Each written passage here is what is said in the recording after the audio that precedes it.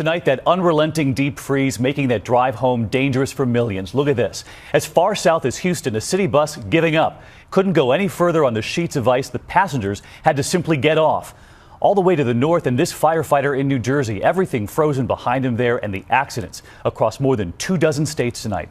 The license plate there saying it all. Impossible driving in Texas. And here's why this evening. A surge of Arctic air stretching all the way to the Gulf Coast. New Orleans, normally 62 degrees. Tonight, 32. Meteorologist Ginger Z right here. Will it really be Super Bowl Sunday this year or a different day because of the cold? But first, ABC Steve Osensami on the urgent call for drivers to stay home. Your exit ramp to 45 is closed. Authorities today warning people to stay off the roads, and so many people aren't listening. 2 people died in traffic accidents in Louisiana. Police near Austin, Texas tell us they've responded to more than 250 crashes, and Houston had double that.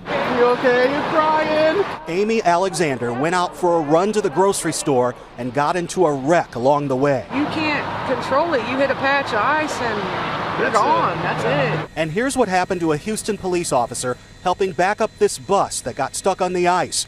Hopefully that didn't hurt. Outside Chicago, they reopened I-94 this morning after this terrible pileup.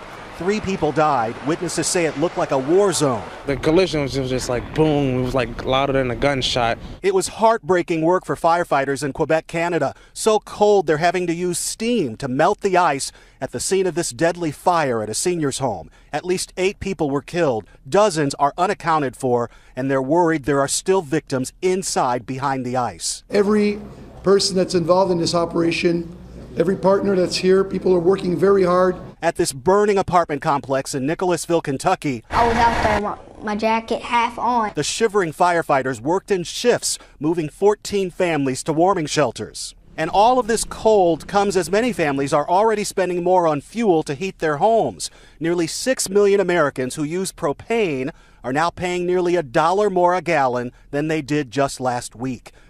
Today is the first time in 5 years that families here in the Houston area have seen any measurable amount of snow or ice. That threat now moves east towards Louisiana tonight. David? A bundled up Steve Osensami leading us off. Steve, thank you. I want to bring in meteorologist Ginger Z. Ginger, you were just telling me snow and colder next week? Can you believe it? Colder next week. It is really unbelievable for many folks who have been just in this frozen tundra of what we've called most of the U.S. But I want to show you the snow first because this weekend will be relatively mild. I hate using that word when it's still going to be in the teens, but look at that. 1 to 3 inches overall. Some spots, especially lake effect snow, could see 6 to 10. That's the first of 3 shots in the next 5 days. And then that cold. This is the intense injection of Monday night. We go into early Tuesday morning. You see that deep navy color up there? 20 below zero. Look over where New York City is because by Tuesday into early Wednesday morning, we are hardly at that white color, which would be 0. Another week of this, and we've been talking about this since GMA this morning. Super Bowl Sunday or Super Bowl a different day? Well, Super Bowl Sunday, I believe it will be on Sunday.